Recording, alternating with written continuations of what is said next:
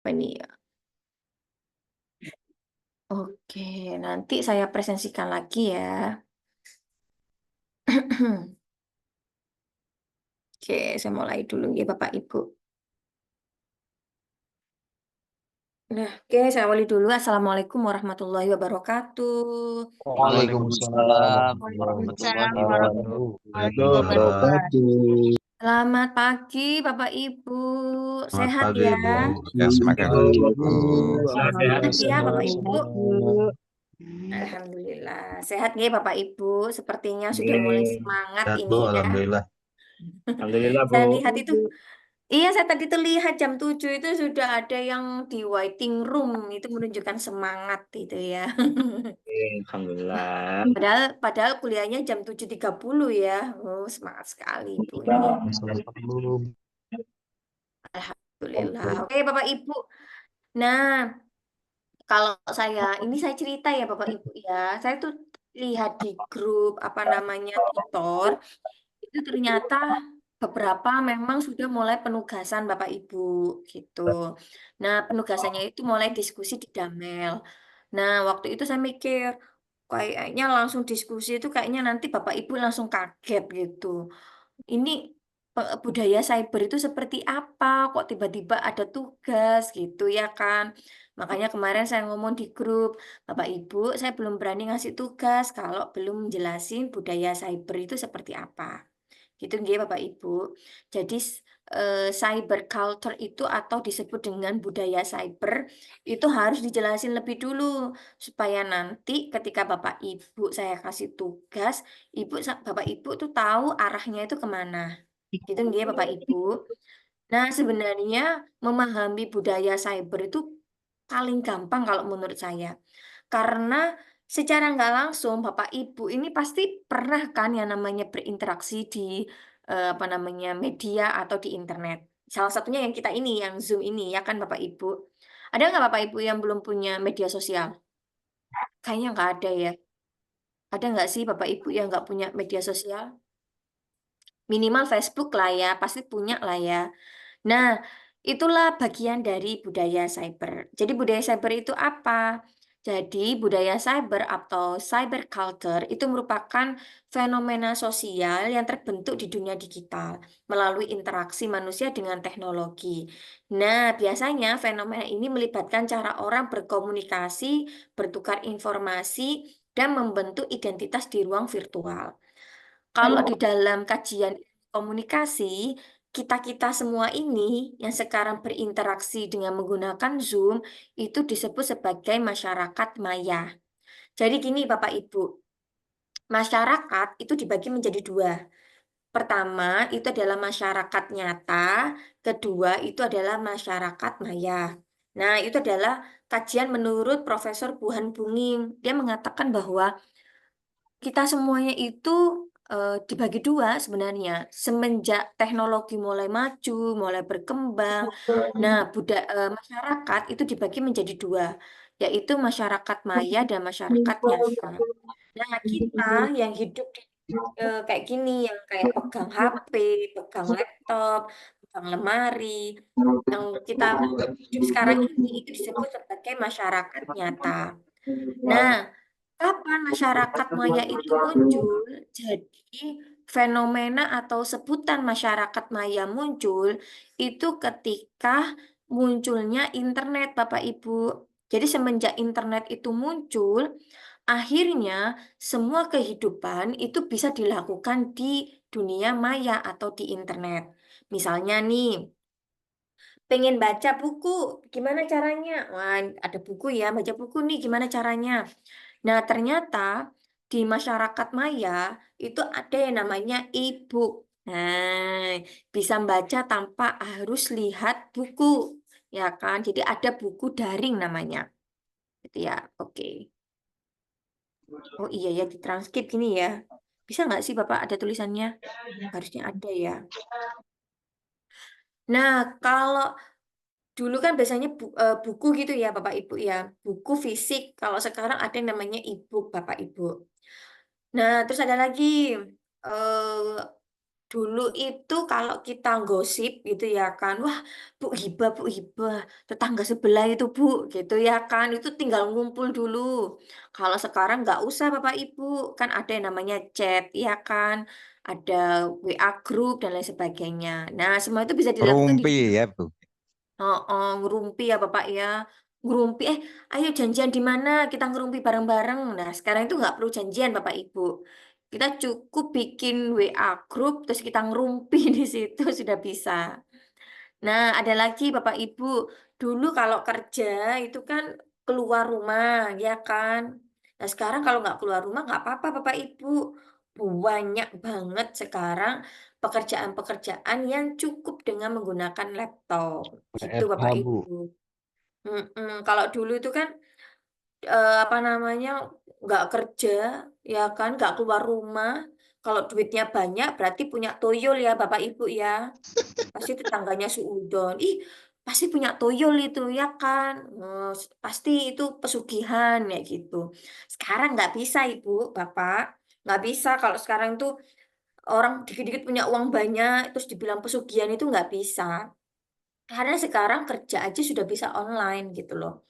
Ada juga yang penulis online Bapak Ibu. Kalau saya pribadi itu pernah apa namanya kerja gitu nyari-nyari apa namanya nyari perintilan gitu ya kan itu dengan kerja nulis Bapak Ibu. Jadi ada namanya kerja kayak menjadi penulis gitu. Ada yang kayak gini. Kalau dulu tuh saya gini. Ada orang yang nggak bisa nulis, ya kan, tapi pengen punya buku. Nah, gitu. Biasanya mereka itu meng-hire orang-orang seperti saya. Jadi kita disuruh menuliskan, kamu Bapak kepengen nulis apa nih? Gitu. Misalnya, oh saya kepengen menulis tentang dakwah, kayak gitu ya kan. Kajian dakwah itu seperti apa gitu. Nah, kita yang menuliskan.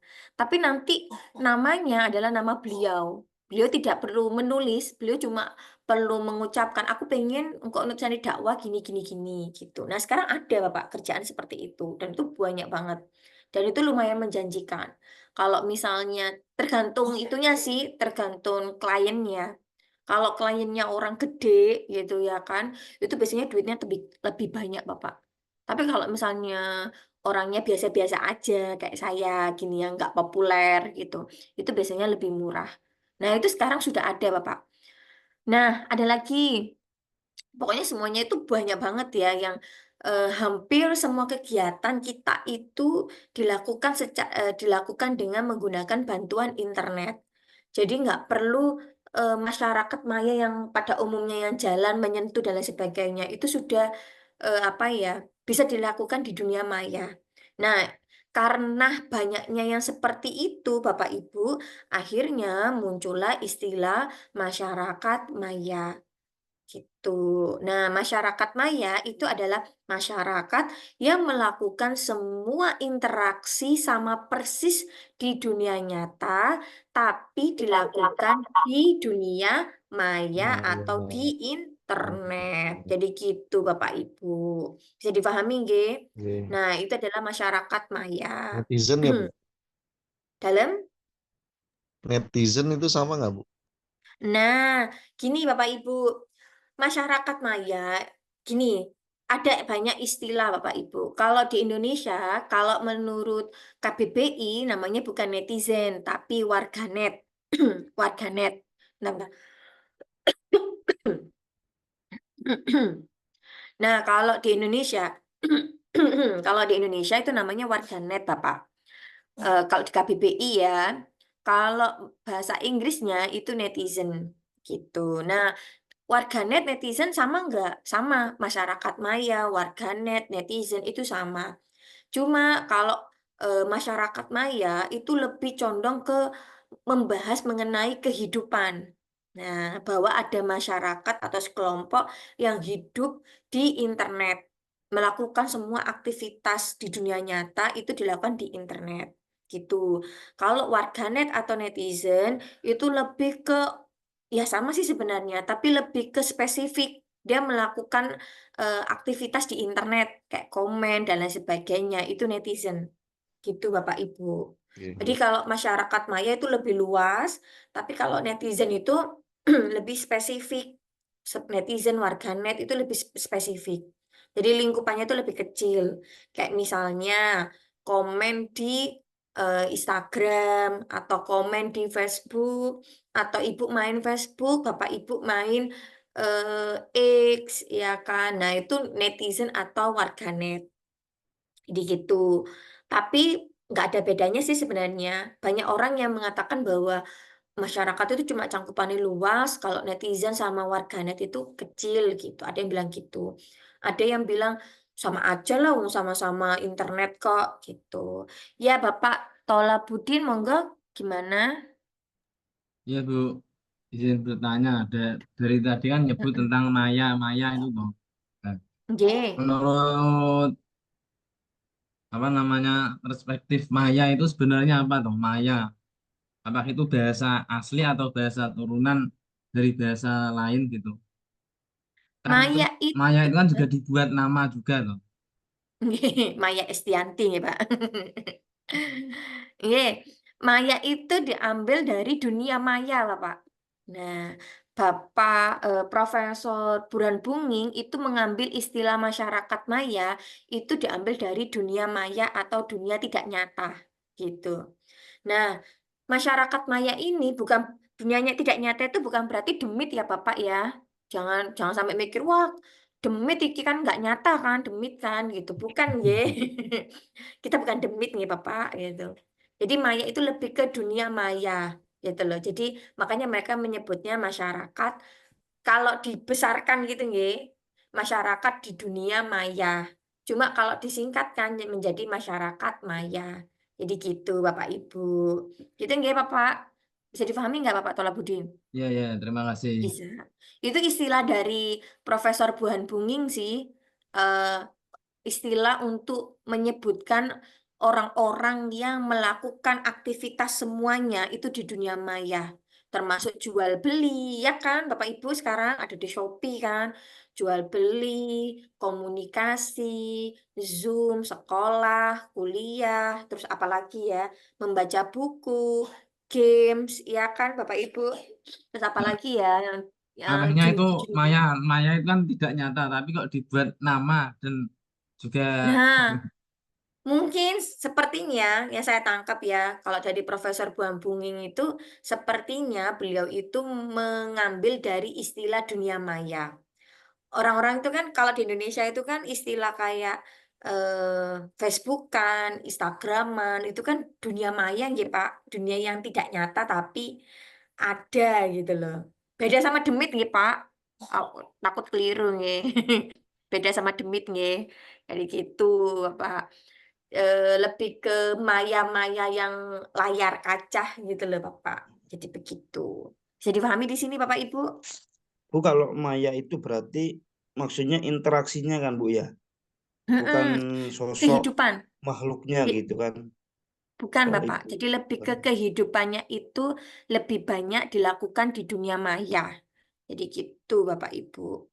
Gitu nih. Kalau masyarakat itu kehidupannya itu kehidupan gini kalau dibahasakan. Masyarakat maya itu adalah masyarakat yang melakukan atau yang apa namanya merepresentasikan kehidupan dunia nyatanya ke dunia maya gitu. Merepresentasikan itu melakukan kembali gitu loh, melakukan kembali di dunia yang ada di dunia nyata ke di dunia maya. Jadi gitu Bapak Ibu. Oke, oh Bapak Aas ini muncul ini ya. Ya, jadi gitu ya Bapak Ibu, itu adalah budaya apa namanya? Masyarakat maya. Nah, masyarakat maya itu secara tidak langsung menciptakan yang namanya budaya. Budaya apa? Namanya budaya si cyber. Jadi gitu ya Bapak Ibu, di mana melibatkan cara orang berkomunikasi, bertukar informasi, membentuk identitas di ruang virtual dan lain-lain. Gitu nggih. Nggih, Bapak Ilham, monggo. Iya Bu, tadi kan berkenaan dengan kehidupan atau interaksi Bu ya di dunia Ya maya Bu. benar. Ingat tadi dikatakan sebagai apa? Cyber juga ada peraturan-peraturan juga gitu. Bukan sekarang misalkan kalau orang itu banyak netizen lah bahasa Bu ya. Kayak Iya. misalkan gini, ada yang fitnah lah Facebook misalkan gini, tetangga saya difitnah itu dilaporkan polisi, Bu. Oh, Padahal dilaporkan katanya kenapa, saya Bapak? cuma bercanda saja bergurau gitu, Bu. Dilaporkan kenapa, Nji, Pak? Ya kayak fitnah gitu, Bu. Misalkan tetangganya itu suka berisik malam-malam katanya, oh itu kayaknya ada KDRT. Nah, itu disebarkan di Facebook, Bu. Sehingga Oh, udah masyarakat di biar kompleksnya model. itu jadi saling ini curiga, wah ini ada KDRT gitu dan sebagainya. Itu terjadi di daerah saya, Bu. Oh, bukan Bapak ya yang KDRT. Oh, bukan ya. Enggak, Bu. Oh, tak Hati-hati pikir. sosial media. Nah, nah, dulu kalau di Indonesia, kalau di Indonesia, kalau di eh, apa namanya dunia nyata, kalau kita melakukan kesalahan, kita pakai panggil apa namanya polisi ya Pak ya, langsung di bla bla bla bla digebuk atau ada sanksi sosial. Nah, kalau di masyarakat maya itu ada namanya cyber law, Bapak.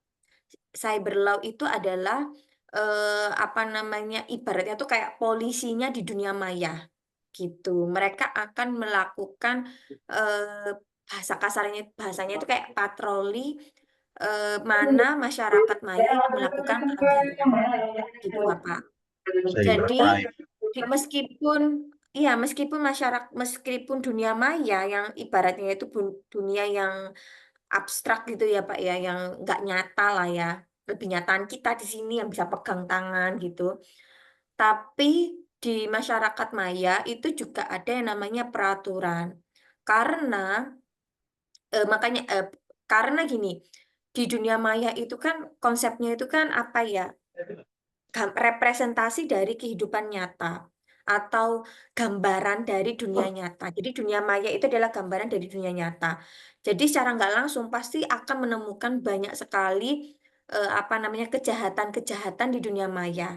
Karena itu muncullah institusi atau lembaga yang disebut dengan cyber law. Cyber law ini yang nanti akan membantu menangani kejahatan-kejahatan di dunia maya ini, Bapak. Jadi gitu. Jadi bisa dikatakan gambaran dari dunia nyata. Itu pasti, Bapak. Jadi akan ada cyber law. Nanti cyber law-nya seperti apa? Cyber law-nya nanti bisa juga akunnya itu nanti akan di-ban, Bapak. Akunnya itu nanti tidak akan bisa mengakses. Saya kasih contoh nih, Bapak, Bapak Ibu. Ada dulu itu sebelum orang-orang rame joget-joget TikTok, itu ada namanya Bowo, Bapak. Bowo itu anak kecil yang suka nari-nari TikTok gini-gini. Nah, gitu. Dulu banget saya tuh ingat. Nah, Bowo itu eh, di apa ya, di ban sama pihak TikTok karena banyak netizen yang protes karena menganggap Bowo itu mengajarkan hal-hal yang tidak sesuai dengan nilai dan norma di Indonesia. Kayak misalnya, apaan sih joget-joget gini-gini, kayak ngajarin anak-anak joget, ya kan? Anak-anak kan harusnya belajar, bukan joget, gitu kan? Itu dulu zamannya Bowo. Akhirnya Cyberlaw turun tangan waktu itu. Nah, akhirnya pihak si apa namanya si Bowo itu akhirnya di ban. Jadi dia nggak bisa bikin akun TikTok. Dan itu yang terjadi sekarang. Sampai sekarang itu Bowo itu tidak bisa apa namanya bikin akun TikTok itu nggak bisa. Nah, pada ketika Bowo sudah apa namanya di ban, dia nggak bisa bikin akun. Nah, orang-orang malah bikin TikTok, joget-joget TikTok gitu. Itu yang bikin Bowo itu protes. Ah, aku dulu kok nggak boleh, kok sekarang kalian boleh gitu loh. Nah, itu Bapak. Nah, ketika jadi gini, cyber law itu gini Bapak. Jadi kalau misalnya kita melakukan kejahatan ya kan atau hal-hal yang tidak sesuai dengan hukum ya kan di media maya di dunia maya atau di internet itu ada dua tahap. Biasanya kalau hanya merugikan dunia internet saja itu akan di-ban atau diblokir akunnya.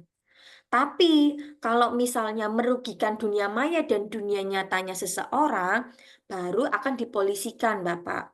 Misalnya penipuan. Penipuan seperti apa? Misalnya kayak eh, ngaku-ngaku nih ada donasi untuk Palestina misalnya kayak gitu. Padahal ketika dicek ternyata nggak donasi, ya kan? Ternyata dananya ditilep, Bapak Ibu.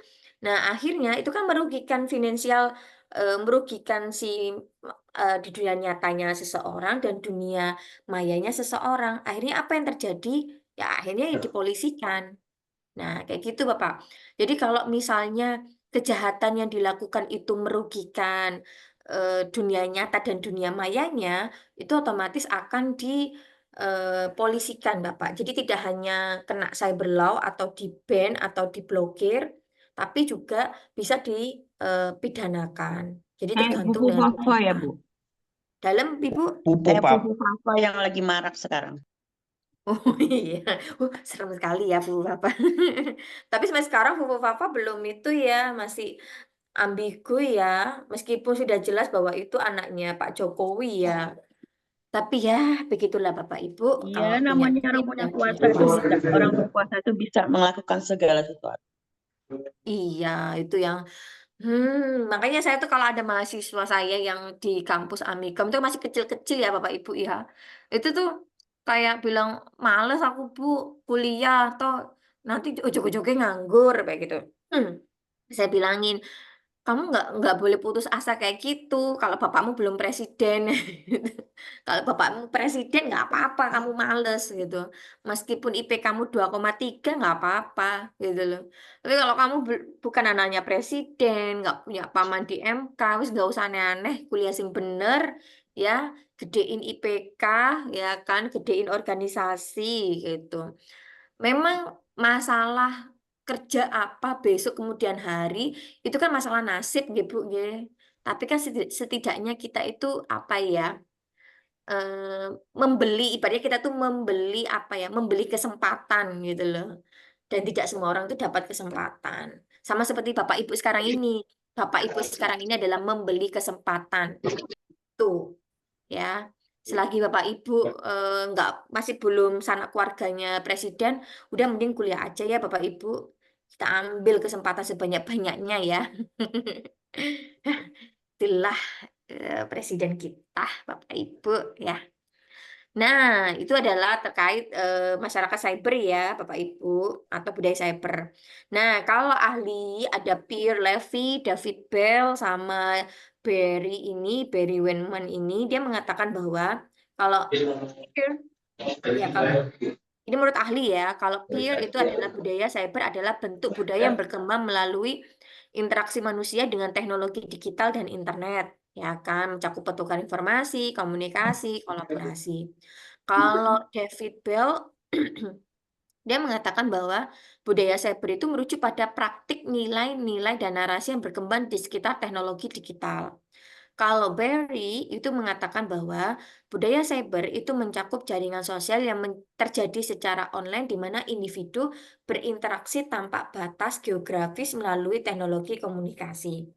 Intinya, baik Pierre, David, Barry itu sama Bapak Ibu. Intinya itu budaya cyber itu terbentuk dari interaksi atau kebiasaan masyarakat maya atau netizen atau warganet yang secara nggak langsung disepakati bersama dan akhirnya terbentuklah suatu budaya. Saya kasih contoh nggih Bapak Ibu. Biasanya ya kan orang-orang kalau mencari keadilan ya kan itu kan biasanya di polisi ya Bapak Ibu ya kan. Pak polisi, suami saya, naudzubillah ya Bapak Ibu, naudzubillah. Suami saya selingkuh gitu ya kan. Pak polisinya bilang, ya wis toh Bu, dihadapi. Ya kan biasanya polisinya kayak gitu. Nah, Ke kalau pengadilan. budaya iya kan kayak kayak pasrah usah Bu, hadapi Bu gitu ya kan. Polisinya juga selingkuh, Bu. Heeh, is ngono iku lah Bu, yang jenenge Oknum, Bu. kehidupan ya kan, namanya juga laki-laki gitu. Itu kalau kita protes ke polisi. Nah, terus gimana ini caranya? Tapi aku gak lego, Pak, ya kan. Aku tuh pengen bojoku tuh kena batune, kena karma, cek ngerasakno sedihku, ya kan? Ibu-ibu biasanya kayak gitu. Nah, akhirnya apa yang Macem terjadi? ya Bu, Oh, oh, macem banget gitu ya. Iya, pokoknya piye carane suami ini merasakan gitu ya kan. Dia bener toh ibu-ibu, setuju toh? Bu Komaria setuju kan? Ya, Bu, tabur tuai. Iya, pokoknya kita tuh gimana caranya suami itu merasakan gitu ya. Bingung caranya kayak gimana? Akhirnya apa? Kalau kalau di masyarakat nyata, biasanya kalau ada laki-laki sama perempuan melakukan zina, itu kan digerebek ya Bapak Ibu ya. Digerebek sama orang kampung, gitu ya kan. Nah, kalau sekarang itu kan mainnya kan udah cantik ya Bapak-bapak sekarang itu, ya kan? Mainnya sudah cantik. Gimana caranya? Gimana nih caranya nih biar dihukum nih gitu. Gimana Nah, caranya Bapak-bapak? adalah dengan melakukan share di media sosial, ya kan, cerita di media sosial. Sekedar cerita Bapak Ibu, ya kan. Saya ibu rumah tangga, bla bla bla bla, punya anak berapa, suami saya bla bla bla. Akhirnya apa? Yang mengeksekusi itu adalah netizen, ya kan, langsung diserang Instagramnya, diserang Facebooknya, kayak gitu. Nah, itulah contoh apa namanya secara tidak langsung ada pembentukan di sini, pembentukan budaya di sini. Jadi saya menyebutnya seperti hukum rimba, tapi hukum rimba dilakukan di dunia maya gitu Bapak Ibu. Jadi ada pembentukan budaya. Kalau di Indonesia itu kan lebih ke budaya ngelabrak gitu ya nggak sih Bapak Ibu?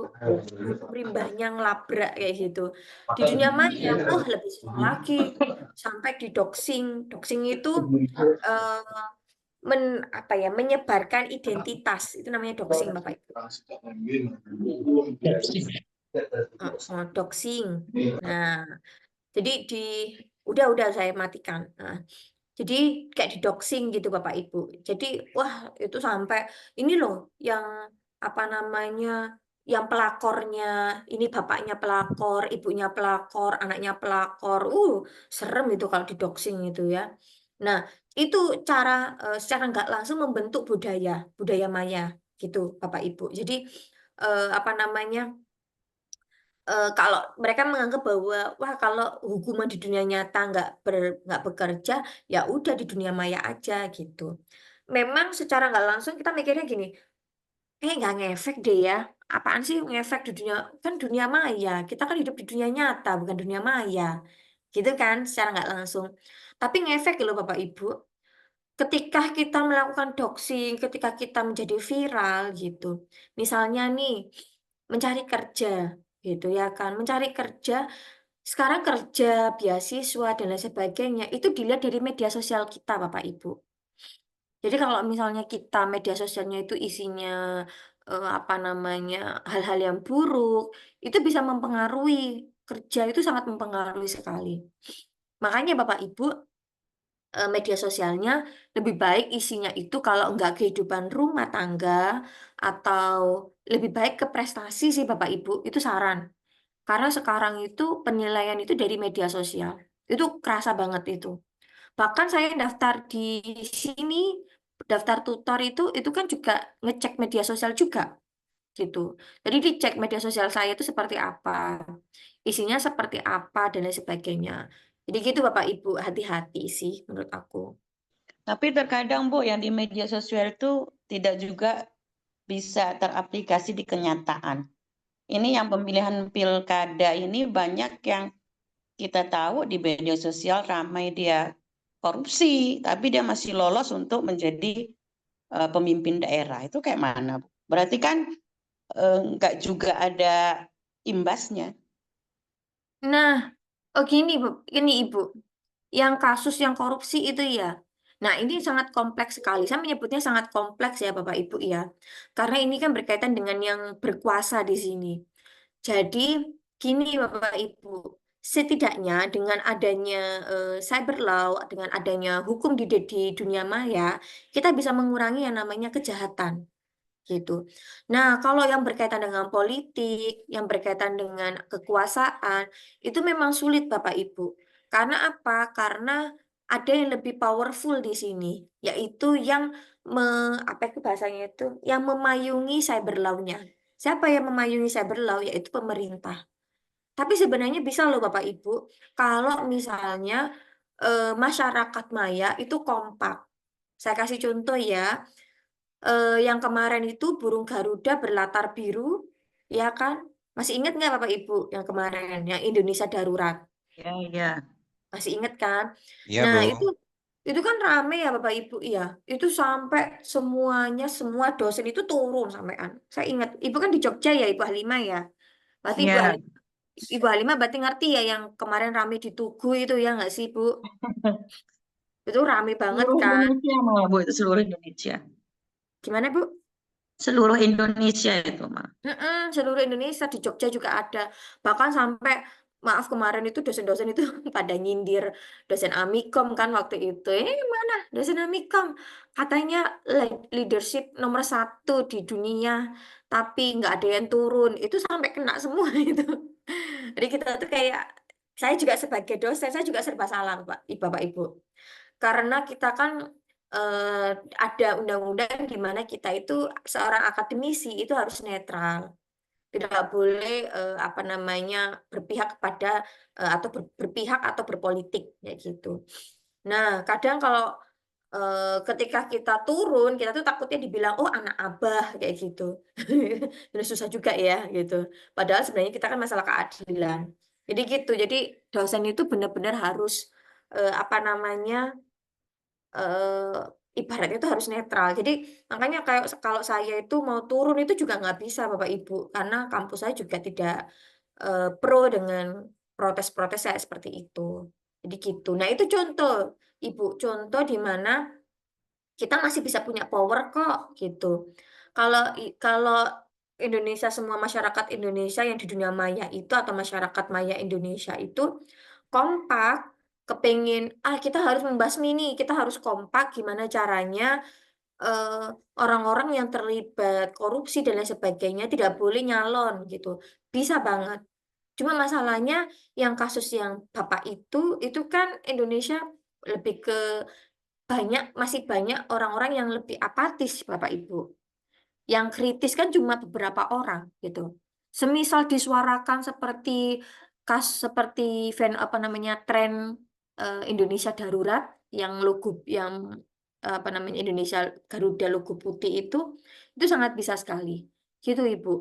Jadi lebih ke masih banyak yang belum tergugah sih kalau saya menyebutnya gitu.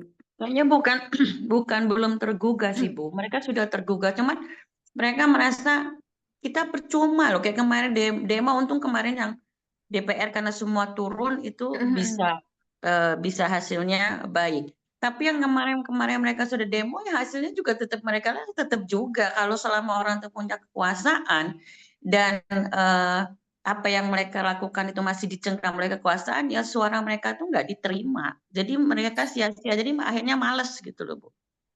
Sebenarnya kalau diterima bisa loh Bu. Kayak kemarin itu pas waktu yang demo yang Indonesia Darurat, itu kan buktinya diterima Ibu. Iya kan? Akhirnya Kaisang kan nggak jadi nyalon, ya kan? Terus ada lagi Iya. yang apa itu? Yang undang-undang terkait RUU Omnibus Law itu kan juga efektif Ibu dari demo gitu. Mungkin yang saya tangkap mungkin karena memang DPR-nya itu kan DPD ya nggak sih Bu? Benar nggak? Iya. DPD ya.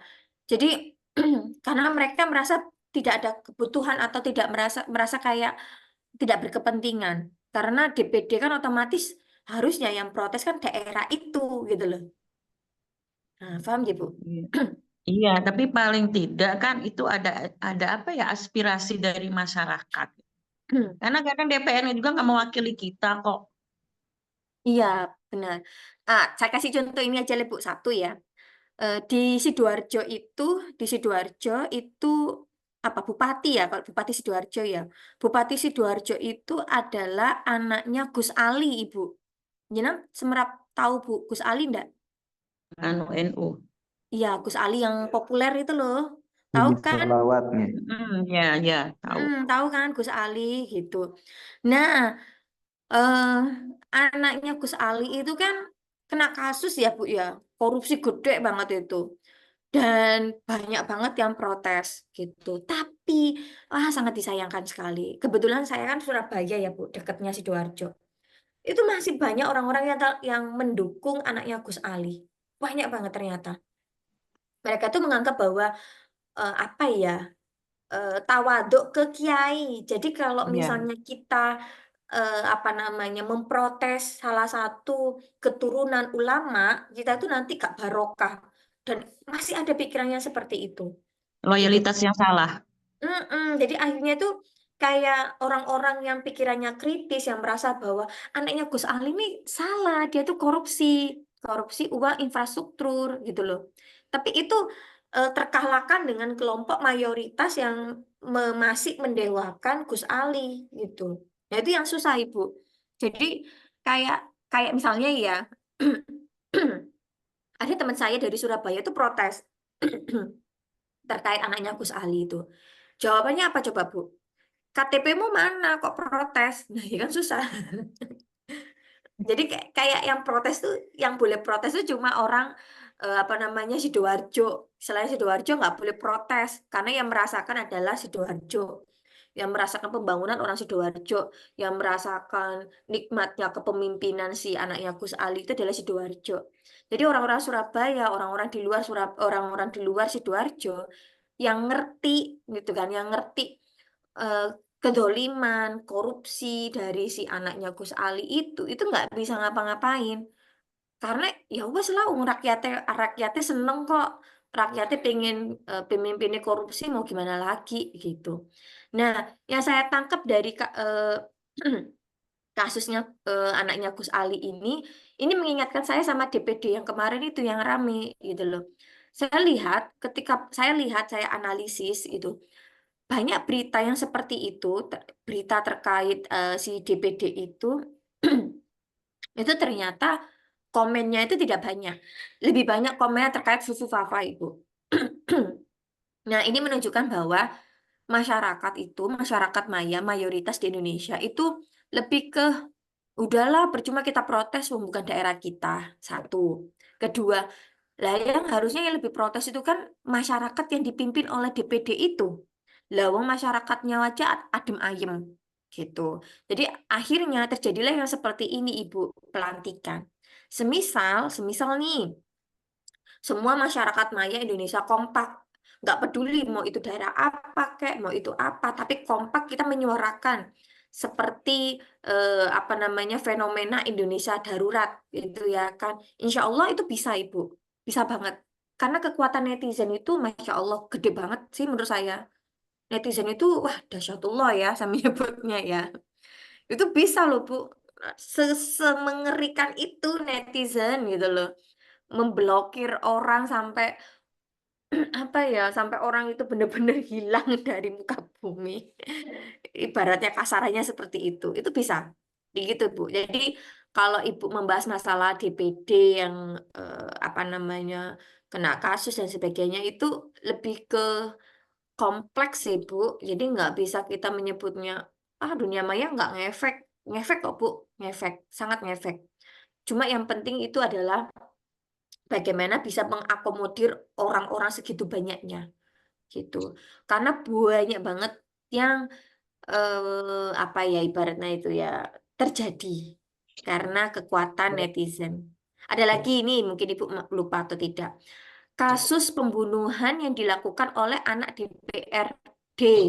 DPRD yang eh, anak laki-laki yang membunuh anak Ya, perempuan yang pacarnya. lolos Heeh, terus kan nggak itu dihukum.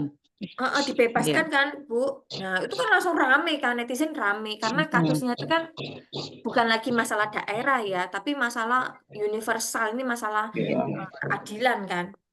Akhirnya dia dibebaskan kan. Akhirnya apa yang terjadi, Bu? Kekuatan netizen kuat sekali waktu itu. Yang terjadi adalah hakim yang memutuskan untuk membebaskan si tersangka, itu akhirnya jadi turun, ya kan. Dia dibebas tugaskan. Ya kan selain dibebas tugaskan ada lagi nih akhirnya si tersangka itu yang dibebaskan itu balik lagi ke penjara gitu Ibu. Jadi lebih ke besar tidaknya kekuatan netizen itu bisa mempengaruhi apa namanya hukum kita gitu Bapak Bapak Ibu. Jadi gitu ya. Jadi kurang menurut saya masih kalau saya amati yang kasus DPD itu masih kurang gitu. Nah, ini tadi kita udah bahas ya menurut para ahli. Nah, sekarang karakteristik apa sih karakteristik dari budaya cyber itu? Nah, karakteristiknya satu, globalisasi informasi. Jadi intinya ciri-cirinya itu adalah informasinya itu tersebar secara luas. Oke, enggak apa-apa, Ibu. Nah, yang kedua adalah konektivitas tanpa batas. Intinya adalah interaksi sosial itu yang melintasi batas geografi dan waktu melalui media digital. Anonymity dan pseudonymity, yaitu kemampuan penggunaan untuk berinteraksi tanpa menggunakan identitas yang sebenarnya. Dan transisi dari fisik ke virtual. Jadi, gini Bapak Ibu, dunia maya atau cyber itu apa ya bahasanya itu ya, itu sangat bisa bebas sekali karena memang tidak bisa terikat secara penuh seperti dunia nyata ini ya kan. Kalau dunia nyata kan wujudnya kelihatan. Jadi kalau misalnya ada apa-apa tinggal dicekel gitu ya kan Bapak Ibu, ditali rafia kalau misalnya nakal gitu ya kan, diborgol lah ya. Nah kalau dunia maya, oke nggak apa-apa Bapak. Kalau di dunia maya itu lebih ke banyak kelompok-kelompok anonim. Jadi makanya kenapa cyber law itu memang selalu mengalami upgrade, Bapak Ibu, di-upgrade terus. Kalau dulu itu hanya oh iya nggak apa-apa Bapak.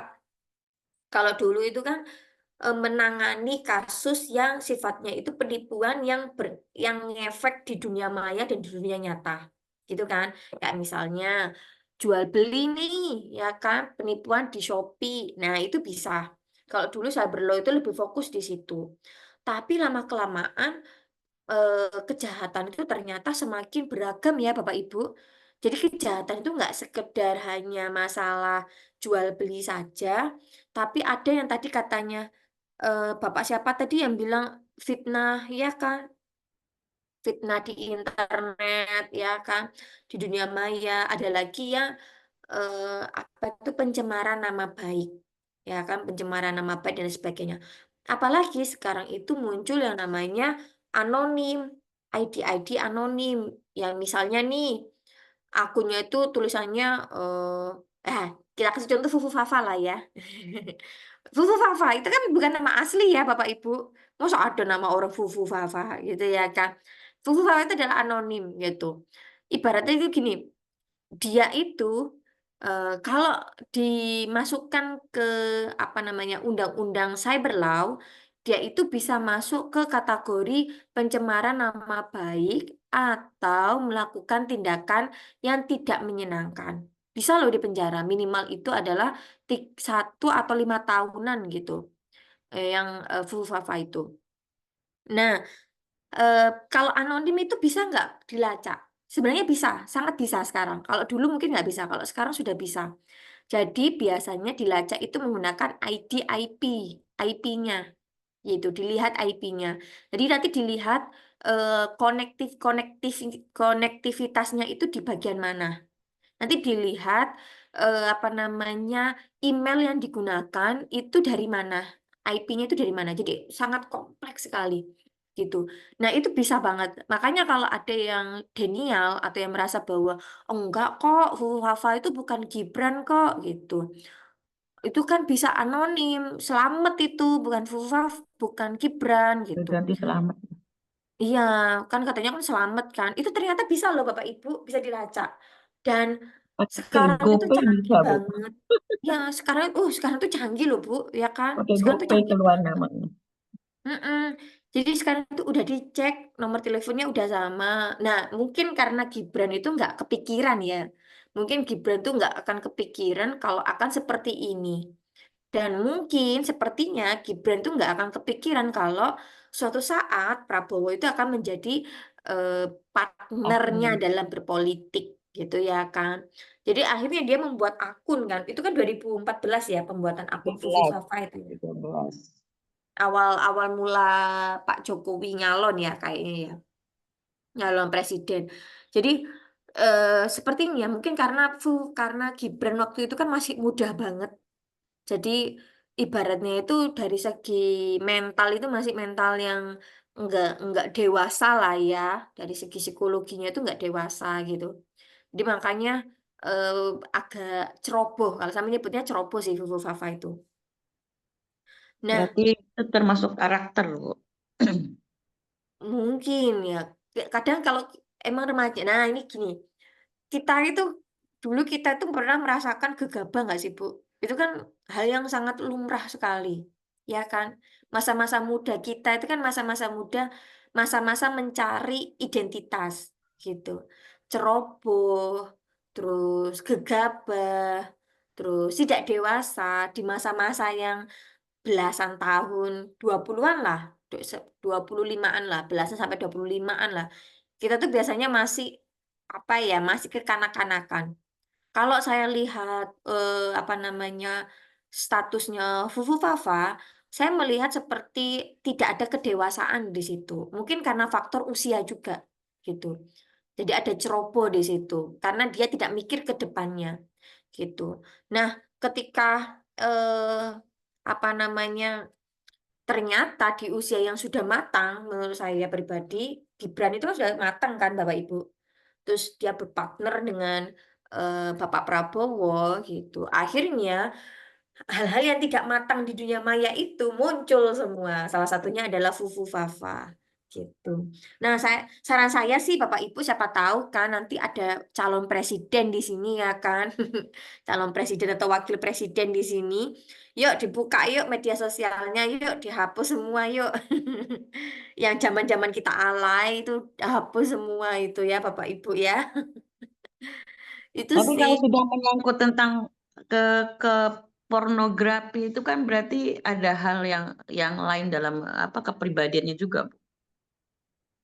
Iya, sebenarnya nggak hanya Fufu Fafa ya Bapak Ibu, Pak Ridwan Kamil juga ya kan, Bapak Pramono juga. Lebih ke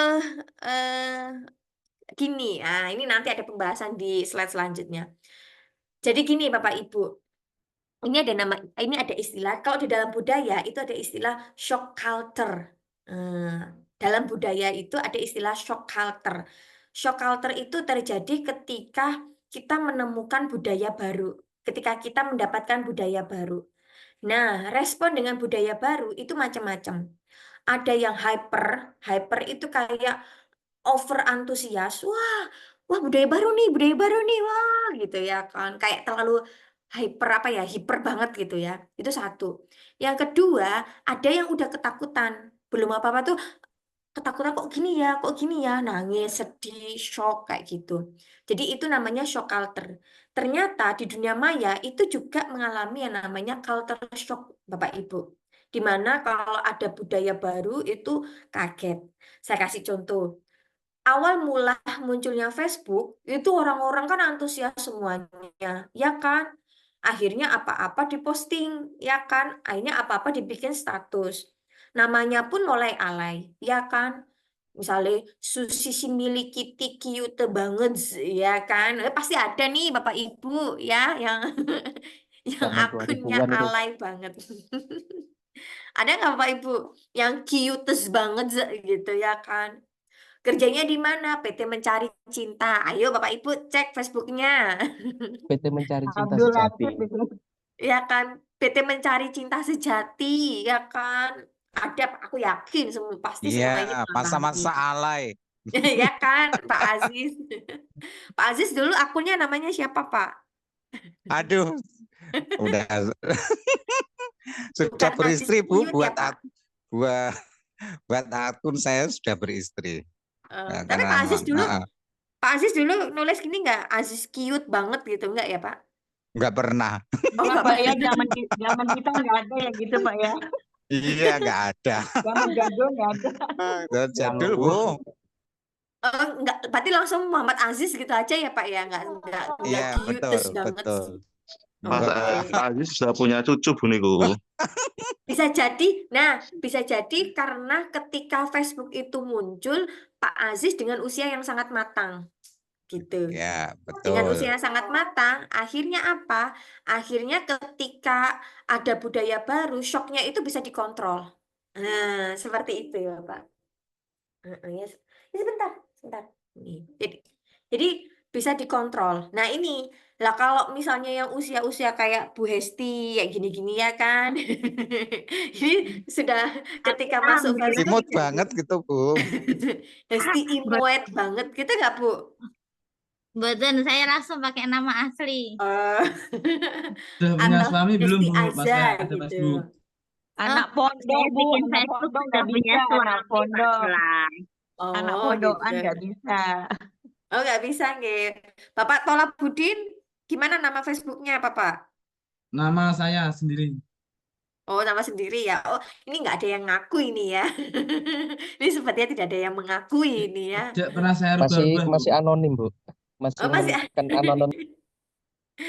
Eh, Nah, Bapak kalau ngelihat fenomena kayak gitu ya kan, City Cutes banget gitu ya kan, terus PT mencari cinta sejati ya kan, terus kuliah di Oxford University, ya kan, terus apa-apa itu di apa namanya dibikin status, misalnya kayak lapar banget nih, pengen makan gitu ya kan, itu bikin status. Kalau lapar harusnya langsung makan ya Bapak Ibu, tapi itu tidak dibikin status. Ayo Bapak Ibu pernah kan?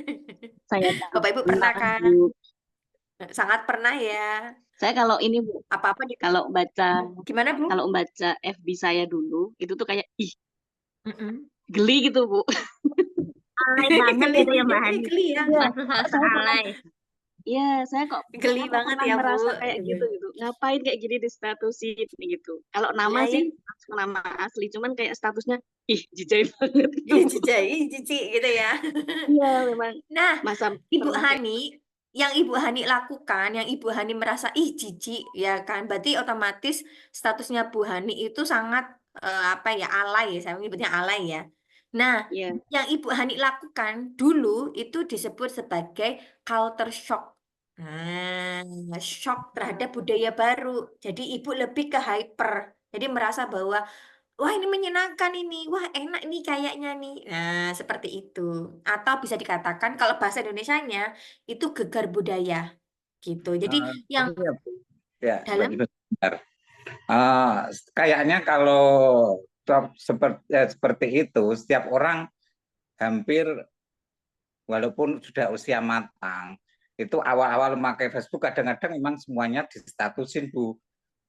Saya sendiri kalau melihat FB lama itu ya juga ketawa sendiri itu kadang-kadang. ketawa sendiri. Iya, iya. Iya, Tak jadi buat gini status Bapak. share pin BB, Pak. Iya.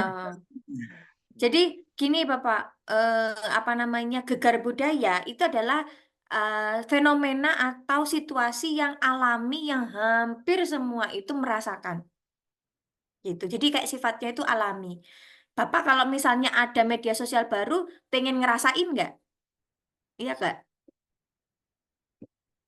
Ketika ada orang-orang yang apa namanya, misalnya nih kemarin itu kan muncul X gitu ya kan, wah ada X nih, ada Twitter nih, itu kan langsung kepo kita bikin ya kan, terus kita antusias semuanya di apa namanya dibuat status atau dibuat tweet dan lain sebagainya. Itu sifatnya alamiah Bapak Ibu. Cuma kadang ada orang yang masih bisa mengontrol gitu. Banyak kok Bapak Ibu, nggak semua orang itu jadi gegar budayanya di dunia maya itu kadang orang itu bisa mengontrol, kadang ada orang yang lost doll kayak gitu. Mengontrol itu seperti apa? Misalnya nih, ketika dia sudah menjadi seorang, katakan ya, ketika dia sudah benar-benar matang atau kiai lah katakan, kiai gitu ya kan. Ketika pertama kali muncul media sosial, kan nggak mungkin dia ngomong makan dulu lur gitu ya kan. Madang lur kayak gitu kan enggak, dia kan mikir oh marwaku sebagai seorang kiai harusnya statusnya itu kan berkaitan dengan hal-hal yang sifatnya keilmuan ya kan Bapak Ibu. Masuk kiai misalnya Gus Baha nih bikin Facebook namanya Bahagiudes Bangedes gitu ya kan nggak mungkin Bapak Ibu ya kan. Atau Gus Baha bikin kerjanya di mana? Di PT Mencari Cinta Sejati gitu. Kan tidak Bapak Ibu. Nah, kadang eh, apa namanya cara mereka menangani apa namanya bahasanya itu gegar budaya itu setiap orang itu beda-beda. Ada yang benar-benar dikontrol banget, sangat dikontrol karena status sosialnya. Ada yang mengikuti tapi masih dikontrol. Ada yang lost banget gitu. Nah, lost banget itu yang apa namanya yang namanya alay, kerjaannya itu kayak peti mencari cinta sejati. Terus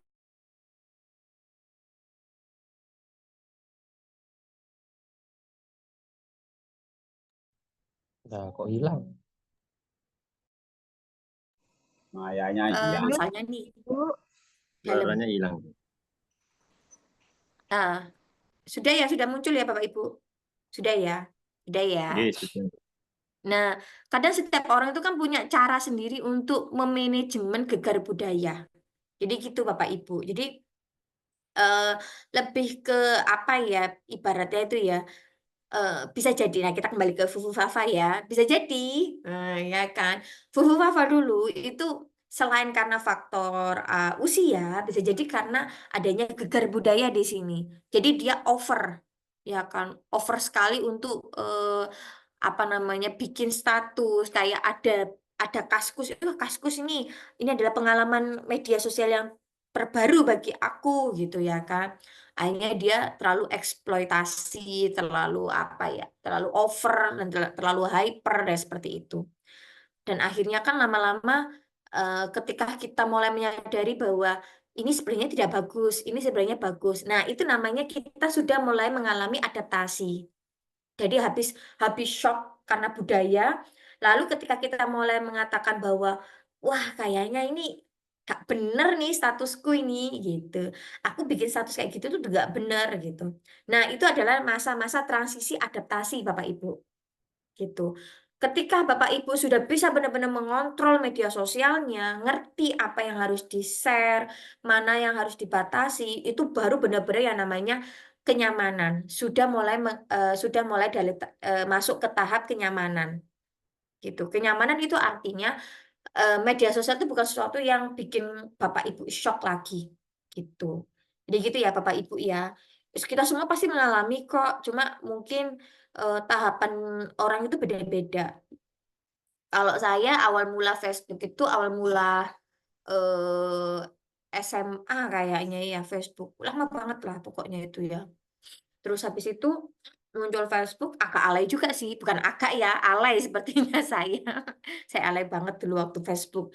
Dikit-dikit makan tuh dibikin status gitu.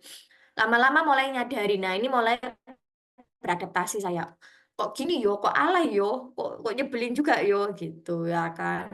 Akhirnya saya hapusi semua. Jadi media sosial saya tuh lumayan bersih sih, Bapak Ibu.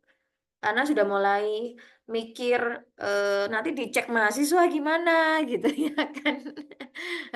Takut sekali gitu ya kan. Udah mulai takut saya itu, takut dicek sama mahasiswa itu. Karena mahasiswa sekarang itu kepo-kepo ya kan Bapak Ibu. Anak apalagi masih muda-muda itu kan kepo-kepo itu kan. Makanya itu eh, media sosial saya itu benar-benar saya batasi. Satu sering buka Facebook tapi jarang sih, termasuk jarang update. Atau biasanya itu terkoneksi dengan Instagram. Kalau Instagram saya matikan kolom komen sama kolom like itu saya matikan semua. Jadi memang benar-benar saya pengen bermedia sosial karena memang saya ingin bermedia sosial gitu. Jadi nggak mau terganggu dengan komen orang gitu.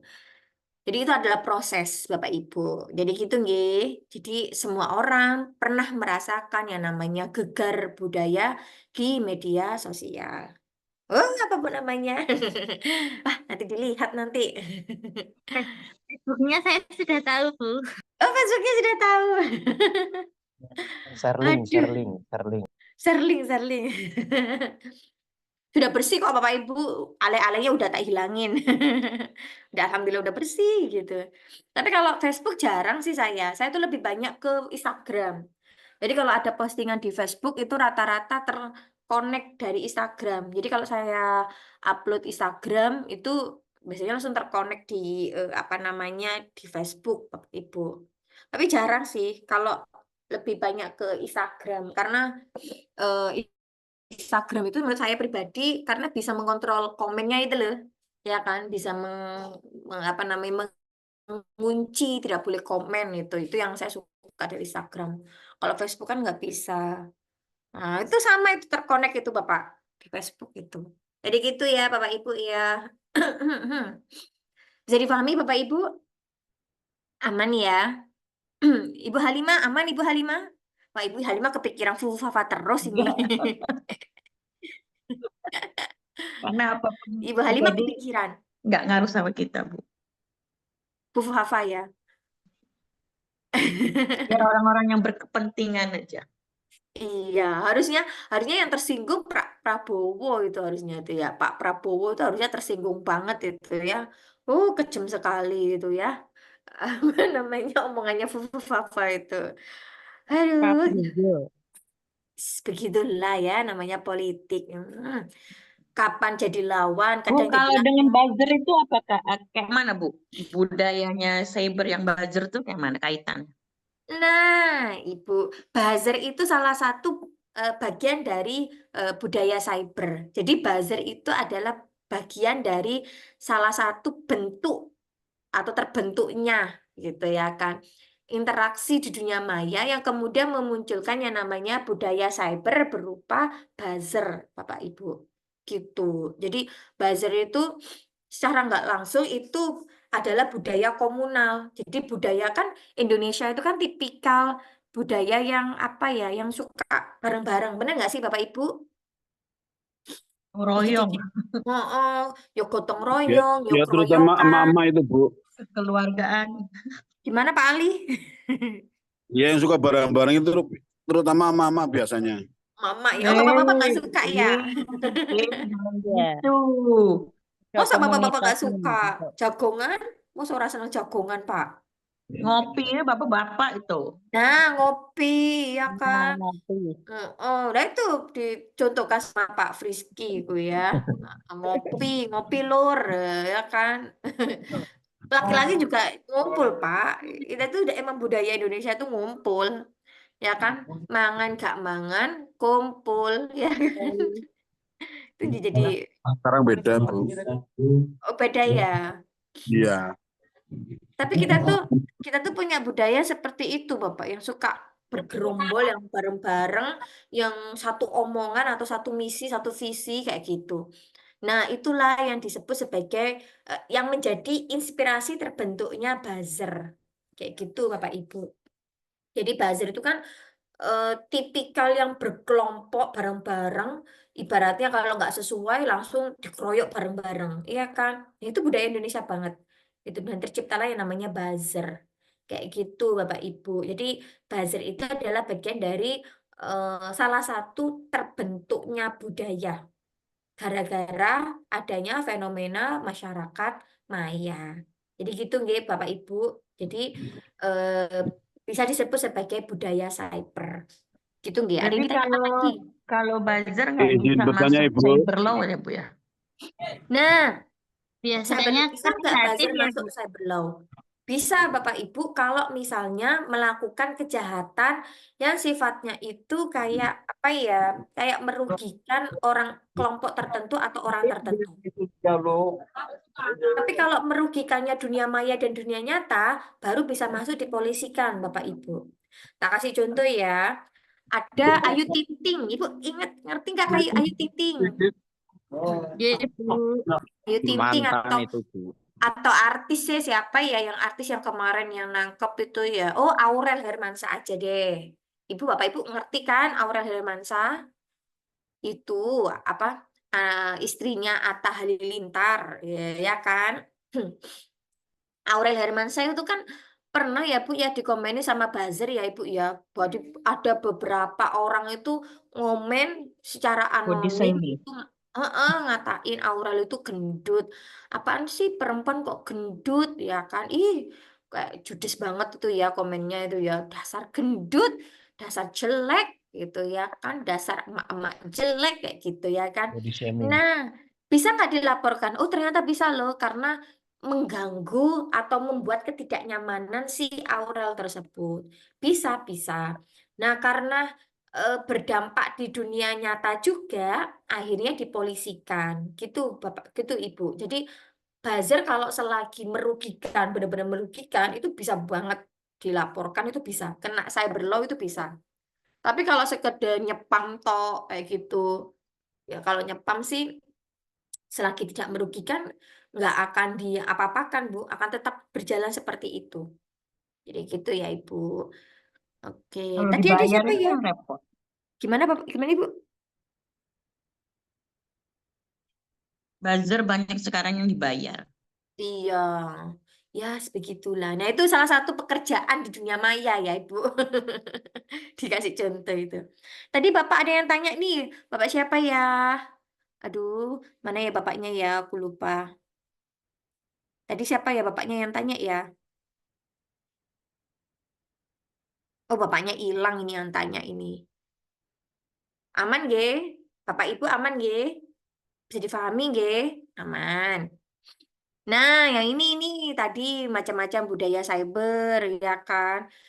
E-government, culture, yaitu sistem perpajakan online, aplikasi online, digital consumer culture, ya kan? E-commerce, online learning culture, seperti kita ini nge-Zoom, gamers, terus social media culture. Nah, media culture ini yang dimaksud sama Ibu Halimah tadi, kayak buzzer, ya kan?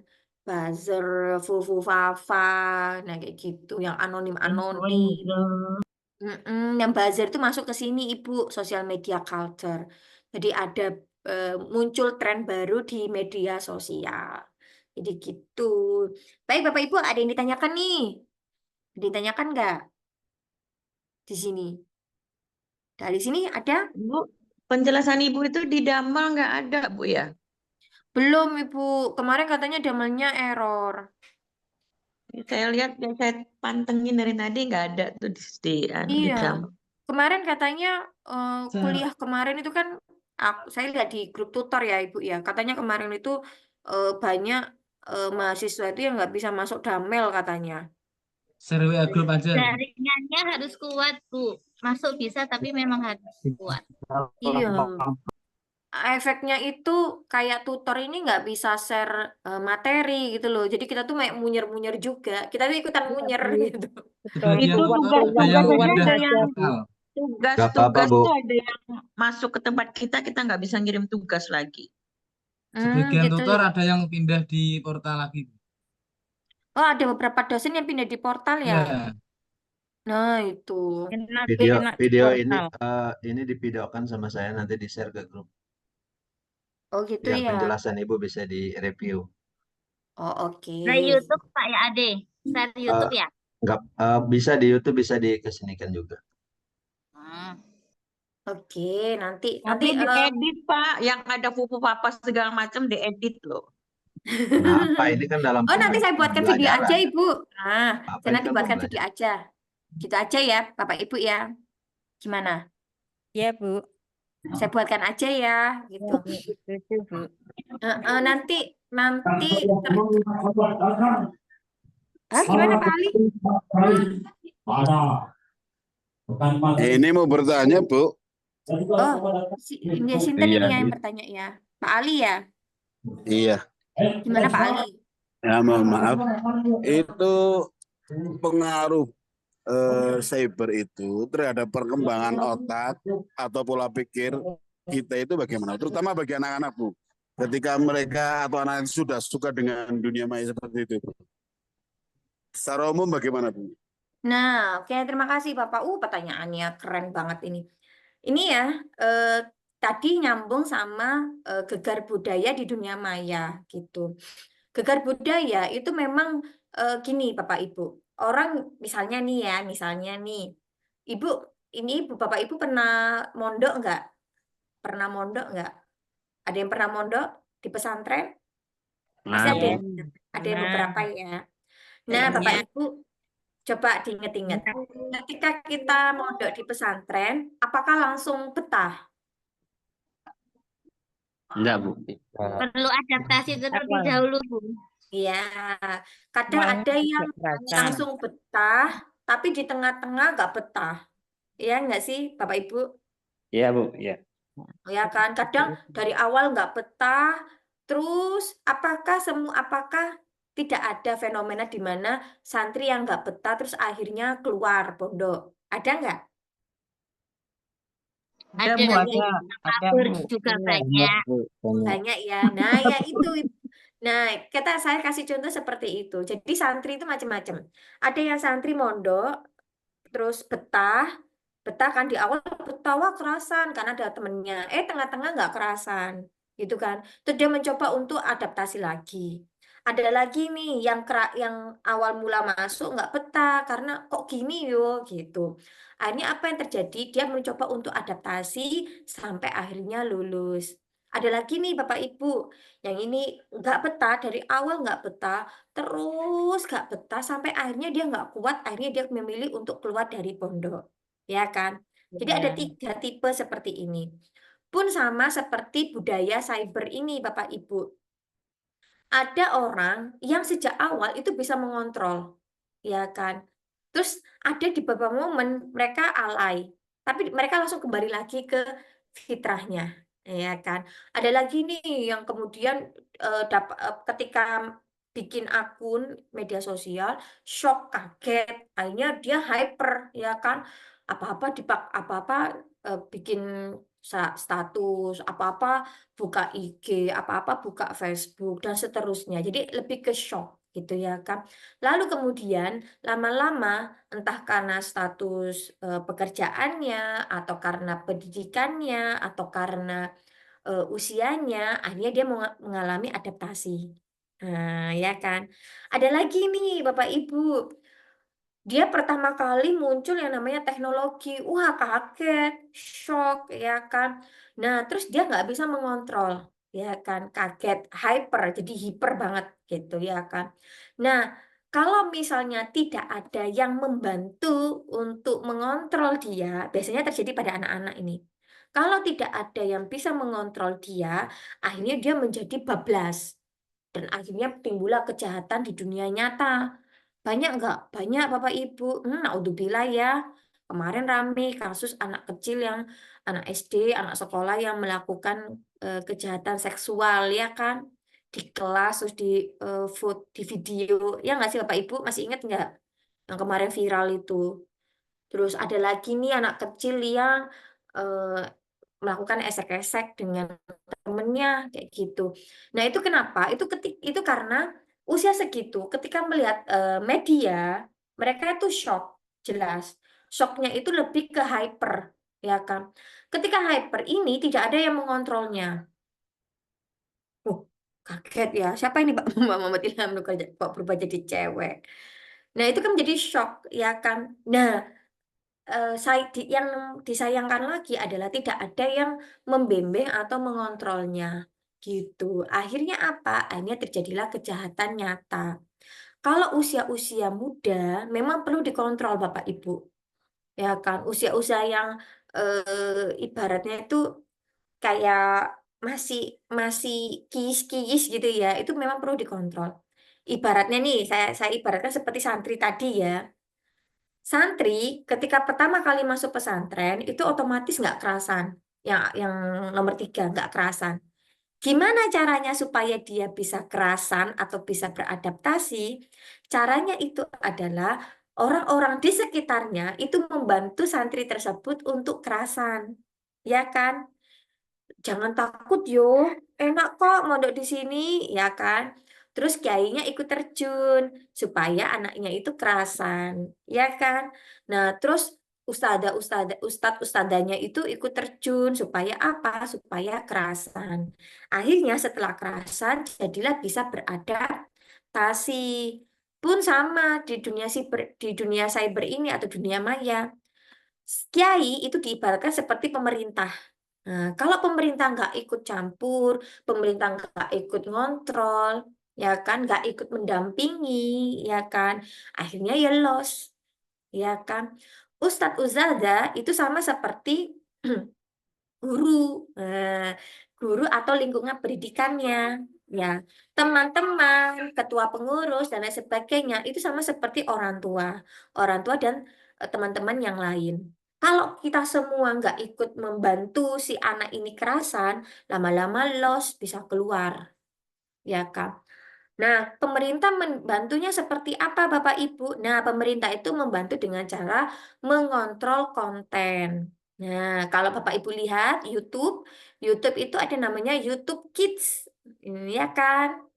Terus ada yang namanya durasi. Itu cara pemerintah mengontrol.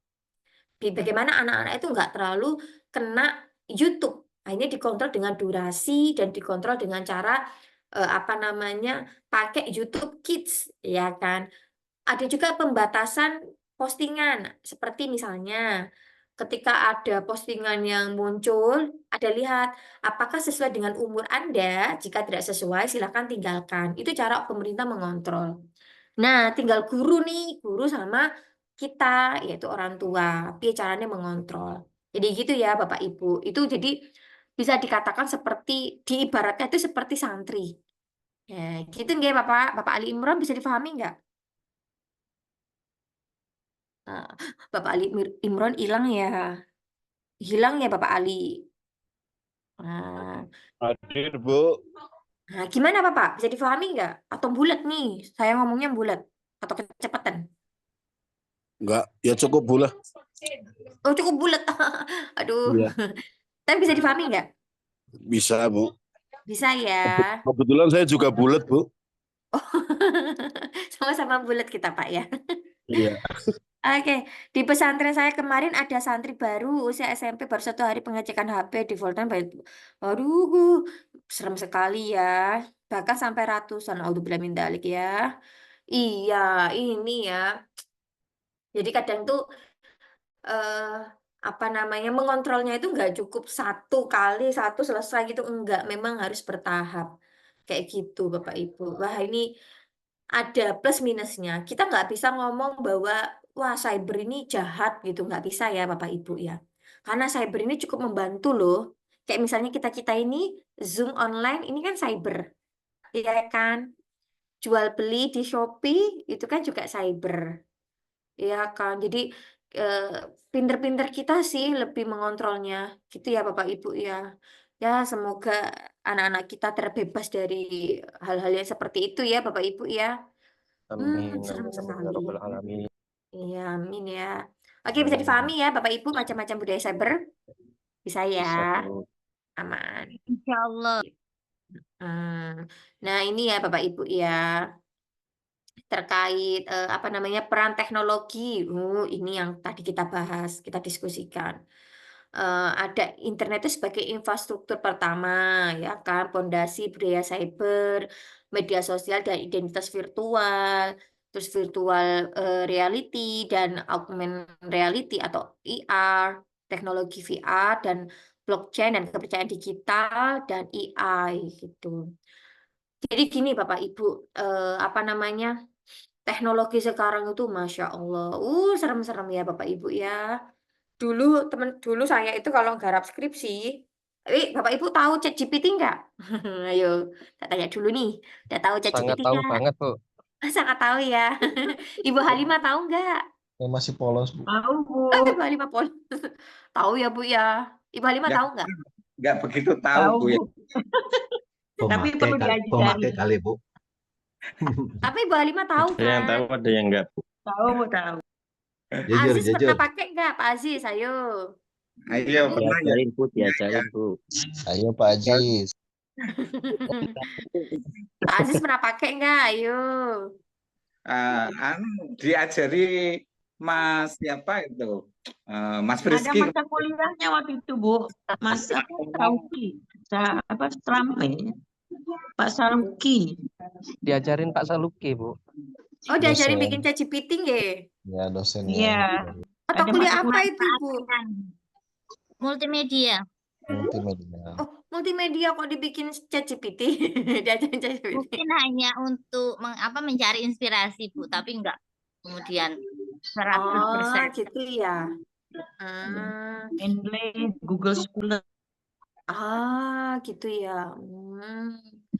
Kalau saya di Amikom kalau multimedia itu lebih ke langsung entrepreneur sih, lebih ke bikin kayak kamera seperti apa kayak gitu, langsung prakteknya kayak gitu. Jadi gini Bapak Ibu, ini ChatGPT itu ya. Nah, mahasiswa ini saya cerita. Saya tuh punya mahasiswa kemarin tuh skripsian gitu. Wah, tulisannya tuh bagus banget Ibu. Bagus banget gitu. Nah, waktu itu ini bukan mahasiswa saya sih, lebih ke saya yang uji waktu itu. Bagus banget tulisannya. Nah, saya tuh pernah ngajar dia di kelas gitu. Nah, di kelas itu tidur terus anaknya itu. Saya kan ngajar pagi ya Bapak Ibu ya. Jadi kalau di kelas tuh tidur gitu. Jadi kayak nggak aktif gitu ya. Dari segi nilai itu juga kurang. Nggak pernah tanya, nggak pernah diskusi gitu. Tugas yo nggak pernah ngerjain gitu. Tapi ketika lihat tulisannya, wah bagus banget. Kita sempat suudon, kita sempat husnudon ya, bukan suudon ya, husnudon bahwa wah ini kayaknya sih emang bakatnya di tulisan gitu ya Kang. Akhirnya kita cek waktu itu, kita cek tulisan. Ternyata ketika kita tanyakan ke pihak mahasiswa itu babar belas nggak paham. Sedikit pun tidak paham. Kita cek lagi. Kok bahasanya kok agak meragukan ya. Jadi ternyata AI itu bisa dideteksi Bapak Ibu, AI itu. Sangat-sangat amat bisa sekali dideteksi. Jadi kalau misalnya tulisannya tuh terlalu monoton, kalau saya pribadi ya, karena saya memang terbiasa nulis gitu. Biasanya tulisan itu ada ibaratnya tuh ruh, tulisan itu ada ruh gitu loh. Ketika saya membaca sebuah tulisan dan saya tidak melihat ruh dari penulis tersebut, saya melihat bahwa itu adalah AI gitu atau ChatGPT lah, ChatGPT, Gemini, Jenny gitu ya dan teman-temannya itu. Nah, dosen-dosen lain juga melihat kok iya ya, kok tak cek kok kayak nggak ada ruhnya gitu loh.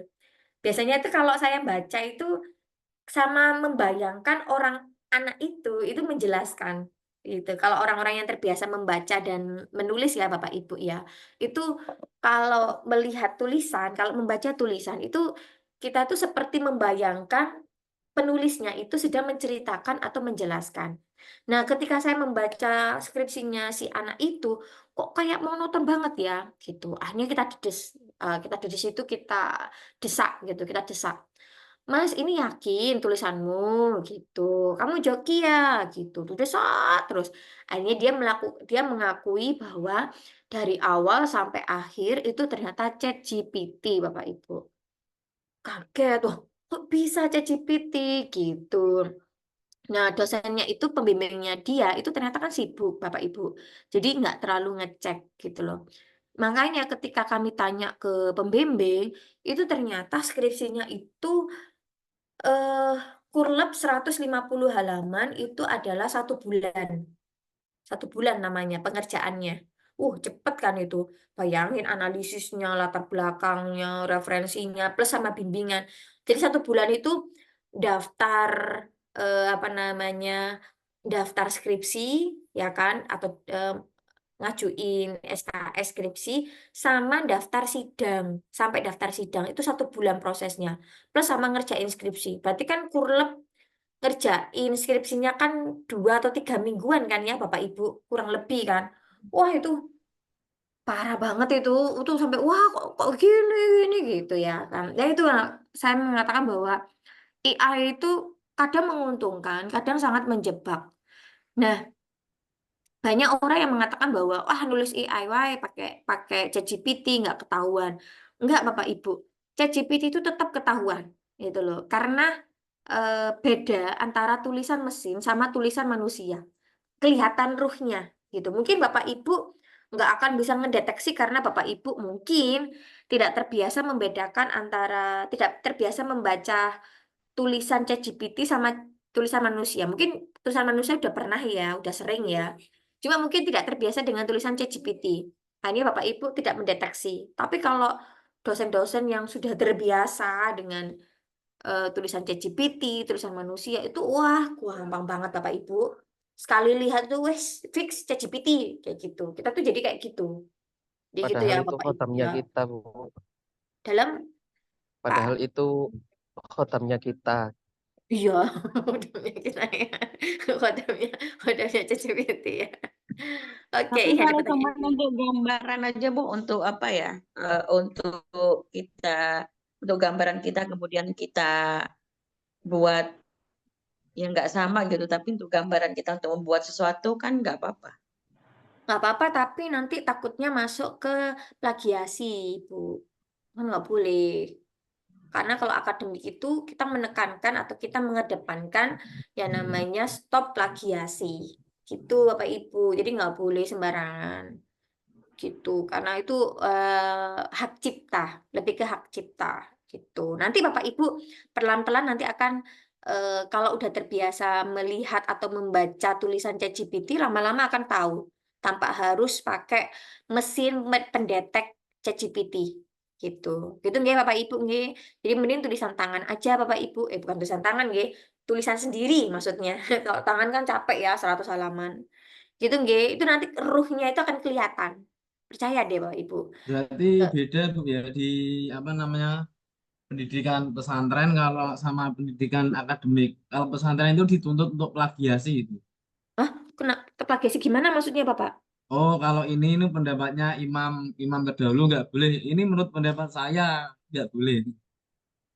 Oh, kalau di dunia akademik itu namanya referensi, Bapak. Nggak apa-apa ya harus Bapak harus ada. Beda, Bapak. Beda. Kalau plagiasi itu kayak gini misalnya, oh ini menurut Imam Nahrawi gitu. Tapi Bapak nggak ngomong menurut Imam Nahrawi, tapi menurut Tolabuddin. Nah, Tidak ngaku-ngaku. menyatakan sumber ya, Bu. Sini ada dua imam Bu, Imam Rafi'i sama Imam Asqalani. Gitu ya Bapak ya. Intinya nggak boleh ngaku-ngaku lah Pak ya gitu.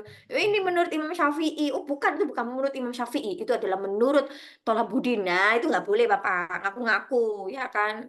Hadis diriwayatkan Tolabuddin. Nah itu nggak boleh Bapak ya. Itu yang dimaksud dengan plagiasi. Tapi kalau kita mengambil referensi misalnya ya dari Imam Syafi'i dan sebagainya, ya itu enggak Bapak. Itu bukan bukan plagiasi. Itu namanya referensi gitu. Nggih. Bapak Talabuddin jangan ngaku-ngaku sebagai anu ya, perawi ya atau sebagai nabi ya, Pak. Nanti pulang-pulang sini ngaku-ngaku nabi nanti. Mboten nggih. Itu. Karena ada tuh yang Mamang siapa itu ingat nggak Bapak Ibu yang dikit-dikit makola itu loh. Ada makola. Imam Ini Gufron, Bu. Bu. Mamang Bukan. Gufron. Itu Iya Pak Aziz, Pak Aziz. tetangganya Pak Ade itu. Iya, tetangga saya itu, Bu. Yang Makoli Oh, beneran? Iya, orang Beneran Banten Pak, kan, tetangganya. orang Banten. Tetangganya Pak Ade itu. Enggak Siapa? sih, itu tetangga kabupaten, Bu. Itu Serang. Oh. Saya di Tapi Pak Lebak. Ade pengikutnya mboten? Enggak, Bu. Enggak, Oh, enggak. enggak. Sorry ya. Jangan ya Pak Ade, jangan. Sorry ya. Jangan ya. Kata Pak Nah, Prabowo, sorry ya. maksudnya kayak gitu Pak Talabuddin, kayak Mamang Gufron itu yang inna makola inna nggak tahu ya inanya sampai mana ya. Itu Suaranya ngaku-ngaku terbuang itu, Bu. itu nggak boleh. Sampai innalillahi. Iya, sampai innalillahi itu ya. Nah, itu yang disebut plagiasi itu seperti itu. Si Mamang Gufron itu bikin riwayat sendiri gitu ya kan, bikin hadis sendiri nggak tahu itu dari mana itu ya sanatnya itu ya nggak tahu itu Pak Mamang Gufron itu ada aja ya. Kelakuan orang Indonesia itu. Nah, itu yang nggak boleh yang kelakuannya Indonesia. Mamang Gufron itu. Itu Ada ya juga Pak Mama Talabuddin Lauren. ya. Gimana Pak Amrul? Ada juga Mama Lauren, Bu. Mama Laura, oh sudah meninggal itu Bapak, sudah innalillahi itu Lakuan ya. plus 62. Itu bukan lagi inna makola, tapi innalillahi itu ya Bapak Ibu. Yang lebih parah tuh Lia Eden tuh nikah sama Jibril katanya. Kayak gitu. Bukan Terus nikah, ngaku itu. mengaku-ngaku itu Dapat ya. wahyu. Aduh, seserem itu ya dunia ini ya sekarang. Itu ya Bapak Ibu bedakan ya antara plagiasi dengan referensi. Kalau yang saya ngikutin sanatnya A, B, C itu bukan plagiasi ya, tapi itu lebih ke referensi. Tapi kalau sudah mengaku saya meriwayatkan nih, nah itu plagiasi Bapak Ibu. Mengaku-ngaku, padahal sebenarnya itu bukan apa namanya punya dia kayak gitu. Jadi gitu ya Bapak Ibu bisa difahami? Ah, seru ya Allah ternyata bisa, Bu. ya. Kuliahnya seru Iya, ya Bapak Ibu? pembahasannya sangat seru, Bu, tentang cyberculture. Iya, seru banget. Kita kayak ngerasain di dunia maya itu. Oke, Pak Tolabudin, apa mau mengaku nabi? Enggak ya? Ya Bu, Ya Pak. mohon maaf sekali ini sebenarnya kangennya masih, tapi ya namanya waktu itu terus berlalu, tidak bisa Oh, kembali. Ini ada kuliah jam kedua, oh jam kedua, jam berapa Pak? jam 9.50 nanti 9.50. jam kedua, Oke, jeda oh ini 20 udah menit. selesai kok, udah kesimpulan. Udah selesai kesimpulan. Jadi gini ya Bapak Ibu ya, ini ya budaya siber itu adalah hasil dari interaksi manusia dengan teknologi digital, membentuk cara baru dalam berkomunikasi, bekerja, dan bersosialisasi. Nah, sampai sini Bapak Ibu pusing nggak? Enggak ya Bapak Ibu ya? Enggak Asik, ya? Bu. Enggak, Bu. Hmm, Enggak. Soalnya Enggak. jangan lupa Bu Itu ngopi videonya. aja, Bu. Asik, Bu. enggak ya? Alhamdulillah. Alhamdulillah. Saya nggak kecepatan kan Bapak Ibu kalau ngomong? Enggak. Sedang, Bu, Enggak sedang. ya? Aman ya Mohon Bapak Ibu ya? Tidak. Ya, untuk bikin posting PPT-nya itu bisa Aman, double-nya Bu. dikirim aman. di WA grup saja Bu, daripada di Damel belum stabil. Iya, Iya, nanti damelnya yang bikin pusing, Bu. dalam gimana Bu Siti? Damelnya yang PPT-nya bikin dikirim pusing, ke Bu. Mas WA Bu grup. 6,5 juta, nanti sama 5 juta. Ya, ya, Dulu ya. ya. Nanti Bu Siti Atau nanti kita kita atau kita pindah ke Videonya portal, Bu. Bu. Kalau bisa. Sesek ini. Ke portal nanti kami. saya masker, Pak. Apa yang anu Pak, belum nanti niki basah soalnya. Mau pindah ke beluk kamarnya. mana ini? Beluk mana ini? Nah, Pak Izin ke Baston. portal lagi, Bu. Bu nambahin itu Ipras ini. Portal Iya, beluk kami. mana ini Bu? Baston bisa pindah belum. ke kamar. Ya, belum ada beras. Pak Baston Dapurnya bisa full pindah ini ya Bu kamar. ya. Beluk sampai kemana-mana ini. Oke. Nanti saya share Bu. Bapak Ibu nanti saya share ke Damel nanti ya. Insya Allah agak Iya. malaman sedikit ya, karena di saya damelnya masih muter-muter gitu. Jadi insya Allah secepatnya. Nah Bapak Ibu, Amin, Bu. minggu depan kita sudah mulai penugasan ya. Nanti penugasan 2 kali, terus kita ketemu lagi Zoom. Gitu ya Bapak Ibu. Nanti Yes, akan Bu. Siap, Bu. Siap. nanti kalau tugasnya dirasa kayak jangan kayak gini lah Bu, yang agak gimana lah Bu, kita kan kerja gitu. Nanti kita diskusikan aja, di Bu. grup. Gitu ya Bapak Ibu. Yes, Iya, Bu. Bu. Iya, Enggak, Bu. enggak usah terlalu dipendem ya Bapak Ibu ya. Jangan dipendem gitu ya. Oke. Terima kasih, Bu, Sebentar sudah saya mau membuat ngecek kita dulu nih. nyaman. Bapak Aiman masih ada nggak? Bapak Aiman? Nggih, Bu. Ada. Ada nggih. Ibu Ikanur? Ikanur belum ada nggih. Ibu Siti Baroro, ada nggak Ibu Siti Baroro? Ada itu di bawah, Bu. Ada ya. Bapak Awaludin pakai W? Ada nggak? Hadir, ada, Bu. Ada ya. Hamdan Bapak- hadir, Bu. Bapak Alif Akbar? Alif Akbar? Tidak ada ya. Bapak Ibnu Kahfi? Bapak Ibnu Kahfi ada nggak? Ada, Bu, hadir. Oh ada ya. Bapak Zuhri? Hadir, Bu. Hadir. Hadir. Bapak Mustaufirin? Ada nggak? Bapak Mustaufirin? Nggak ada ya. Bapak Umam? Bapak Umam ada nggak? Bapak Umam? Nggak ada ya Bapak Umam ya. Ibu Mailan? Ibu Mailan ada nggak? Nggak ada ya. Bapak Aas ada nggak Bapak Aas? Ibu Eis muncul. Bapak Aas ada nggak? Tadi ada, Bu. Tadi ada ya. Berarti yang tidak ada itu Ibu Mailan sama Bapak Alif Akbar, Bapak Mustaufirin sama Bapak Umam ya. Oke. Bapak Ibu terima kasih untuk hari ini ya. Kita akan bertemu lagi 2 minggu lagi ya Bapak Ibu ya. Semoga tidak Siap. kapok Dulu, ya Bu. Bapak Ibu. Mau foto? Udah, Bu. Mau foto? Mau foto nih? Ambil gambar dulu. Mau foto ya. Bentar Bicim. Bentar saya stop share. Tara, deh, mau foto Bapak Ibu? Yuk. Oke ya, saya mulai ya. 1, 2, 3.